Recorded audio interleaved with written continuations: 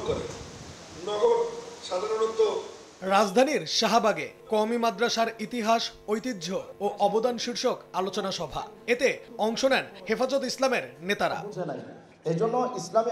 বক্তারা বলেন, আগামী নির্বাচনে কওমি আলেমরা জামাতের পক্ষে থাকবে না। দলটি ক্ষমতায় আসলে কওমি মাদ্রাসার আলেমদের সবচেয়ে বেশি ক্ষতি করবে। জামাত ইসলামের জন্মটাই মুনাফিকি দিন, যাদের জন্মটা মুনাফিকদের দিয়ে, তাদের সাথে যারা ঐক্যের স্বপ্ন দেখে, আমাদেরও সন্দেহ হয় তাদেরও মুনাফিকি চরিত্র আছে কিনা। জামাত বাংলাদেশে আছে যারা ইসলাম প্রতিষ্ঠা করতে চায়, তারা যদি রাষ্ট্রীয় ক্ষমতায় যায়, সবচেয়ে বেশি আঘাত আসবে এই কওমি মাদ্রাসার উপরে।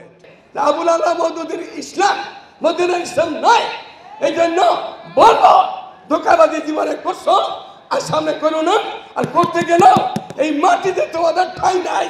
হেফাজত আমির আল্লামা শাহ মুহিবুল্লাহ বাবুনগরী বলেন, জামাত মওদুদীর ইসলাম অনুসরণ করে, মদিনার ইসলাম নয়। তাদের সঙ্গে কোনো ঐক্য হবে না।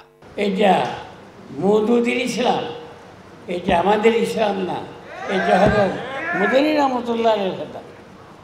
हमारे इस्लाम मदीना का इस्लाम है और मौदूदी के इस्लाम है, जमात इस्लाम के इस्लाम है। इसलिए कादिर में जितना नुकसान नहीं हो रहा दीन का, जमात इस्लाम से इससे बहुत ज़्यादा नुकसान हो रहा।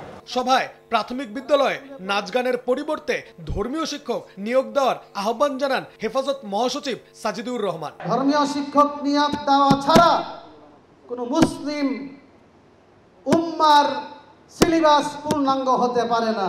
আগামী 15 নভেম্বর কাদিয়ানীদের বিরুদ্ধে শাহবাগে মহাসমাবেশের ডাক দিয়েছে হেফাজত ইসলাম বাংলাদেশ। নাইম হাসান, সময় সংবাদ, ঢাকা।